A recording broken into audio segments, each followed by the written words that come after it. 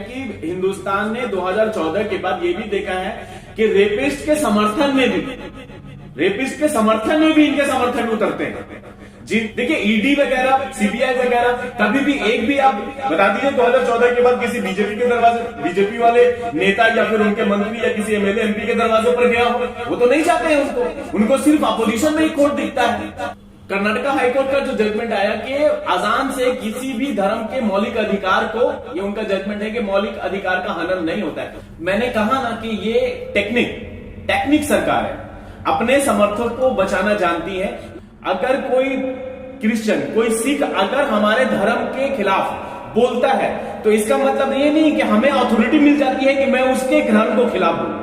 कि जो समर्थक है, जो मौजूदा सरकार के जो समर्थक है, उनके लिए देश में कानून जो है ना, कानून से कैसे खेलना है, ये बैठी हुई सरकार बहुत अच्छे से जानती है।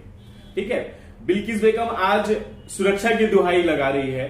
ठीक है, वो कह रही है कि हमारे जान को खतरा है और वो सुप्रीम कोर्ट में अप्लाई भी कर रहे हैं। ऐसे बहुत सारे जो कि सामाजिक कार्यकर्ता हैं या फिर कानून के जानकार लोग भी उनको इंसाफ दिलाने के लिए आगे आए हैं। और लेकिन ऐसा नहीं होना चाहिए। एक तरफ प्रधानमंत्री जी नारी सशक्तिकरण की बात करते हैं, एक तरफ प्रधानमंत्री जी नारी सम्मान की बात करते हैं, और फिर उसके बाद ही नारी के साथ इस तरह का घिनौना हरकत करने वालों को, उसके पूरे परिवार को मौत के घाट उतारने वाले को इन लोगों बाइज्जत बरी कर देते हैं या फिर इनको जेल से छोड़ दिया जाता है। तो इस तरह की घटनाएं देश के लिए नहीं होनी चाहिए और ये देश के कानून पर भी सवालिया निशान खड़ा करता है। ये तो देखिए, आप देखेंगे एक कुलदीप सेंगर वाला केस आपको याद होगा कि उसमें पीड़िता को ही प्रताड़ना झेलना पड़ा था।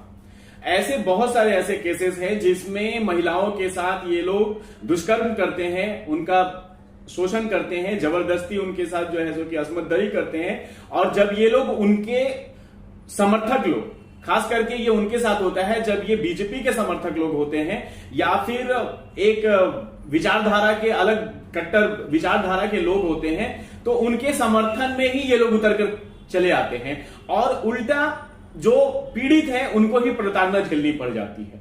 ये पिछले 7-8 साल से देश में देखने के लिए मिला है, अक्सर देखा। देखिए, ये तो यही है ना कि एक बड़ा सा धड़ा अक्सर देखने को आया है कि हिंदुस्तान ने 2014 के बाद ये भी देखा है कि रेपिस्ट के समर्थन में भी इनके समर्थक उतरते हैं। सभी जानते हैं कि ये एक रेपिस्ट है, लेकिन जो है वो उनके समर्थन में भी। तो इस तरह से ही सरकार जो है ना, सरकार को इसमें एक सख्ती से काम करना चाहिए, सख्ती से पालन करना चाहिए और इस तरह की पीड़िता को खास करके इस तरह से प्रताड़ना नहीं करना चाहिए देश के लिए। देखिए, एक तो ये राजनीति का विषय नहीं है, किसी की अस्मत दरी हुई है, किसी का इज्जत गया है और आप उस दर्द को नहीं समझ सकते। लोग, हर कोई उस दर्द को नहीं समझ सकते कि उनके मर्जी के खिलाफ उनके जिस्म को नोचा गया है। ठीक है, तो इस दर्द को समझते हुए कम से कम इससे लोगों को परहेज करना चाहिए।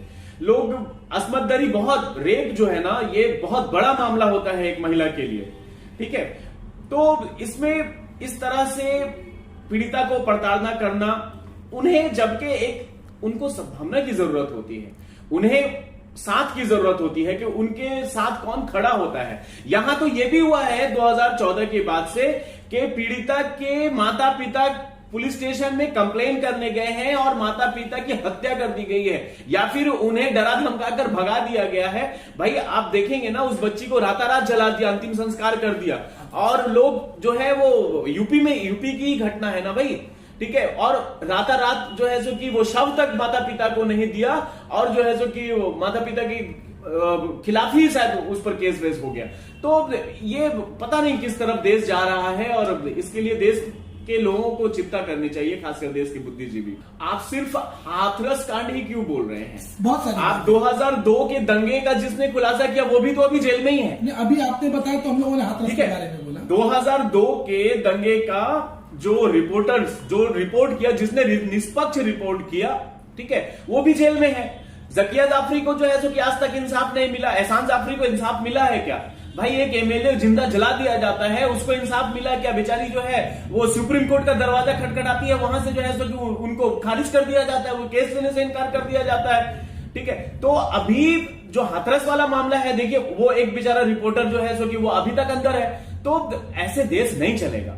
ठीक है, और ये जो सरकार है ना, खास करके केंद्र सरकार और ये बीजेपी सरकार है ना, ये टेक्निक सरकार है। ये हर टेक्निक अपनाना जानती है कैसे अपने समर्थकों को बचाया जा सके। देखिए ईडी वगैरह, सीबीआई वगैरह, कभी भी एक भी आप बता दीजिए 2014 के बाद किसी बीजेपी के दरवाजे, बीजेपी वाले नेता या फिर उनके मंत्री या किसी एमएलए एमपी के दरवाजे पर गया हो? वो तो नहीं चाहते हैं उनको सिर्फ अपोजिशन में ही खोट दिखता है। तो क्या बोला जाए, ऐसे ही चलता है यहां पे, अभी तो ऐसे ही चल रहा है। कर्नाटका हाईकोर्ट का जो जजमेंट आया कि अजान से किसी भी धर्म के मौलिक अधिकार को, ये उनका जजमेंट है कि मौलिक अधिकार का हनन नहीं होता है। सही बात है भाई, हमारी गली से गुजरते हैं लोग, जय श्री राम का नारा लगाते हुए हमारे कानों में जाता है। ठीक है, उन्हें मर्यादा पुरुषोत्तम कहा जाता है भगवान राम को। ठीक है, हमें क्या, हमें तो कोई प्रॉब्लम नहीं है। तो इसी तरह से अगर अजान हो रही है तो उन्हें भी कोई प्रॉब्लम नहीं होना चाहिए। बहुत अच्छा जजमेंट दिया है कर्नाटका हाईकोर्ट ने। अब इसे वो लोग सुप्रीम कोर्ट में ले जाने की शायद तैयारी में लगे हुए हैं। ठीक है, लेकिन ये जजमेंट वाकई में कर्नाटका हाईकोर्ट का बहुत ही अच्छा जजमेंट आया है, और जिसकी वजह से कानून पर भरोसा करने का दिल करता है इंसानों को। देखिए ऐसा नहीं है, लोग, देश में अच्छे लोग भी हैं। हर वक्त जो है ये जो मुद्दे हैं उसमें लोगों को उलझाने की कोशिश करते हैं लोग। ठीक है, लेकिन एक धड़ा और भी तो है ना। अब जैसे बिल्किस बानो का ही आप केस ले लीजिए, एक धड़ा ये भी है ना जो उनके समर्थन में आया।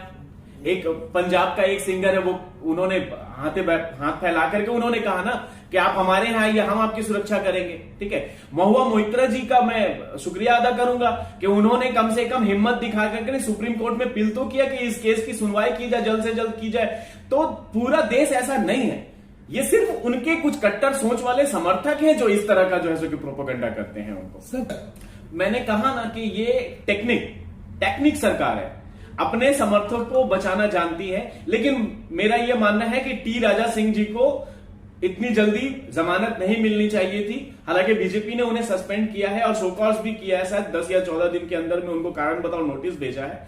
ठीक है, ये बीजेपी सिर्फ दिखावा करती है, देखिएगा फिर बाद में जो है सो ये उनके ही समर्थक हैं लोग। फिर ये डिमांड होगी कि टी राजा साहब के ऊपर मुकदमा चलाया जाए और कानून के तहत सख्त से सख्त उनको सजा दी जाए, क्योंकि उन्होंने जवाब दिया ना, मुनव्वर फारूकी को जवाब दिया है।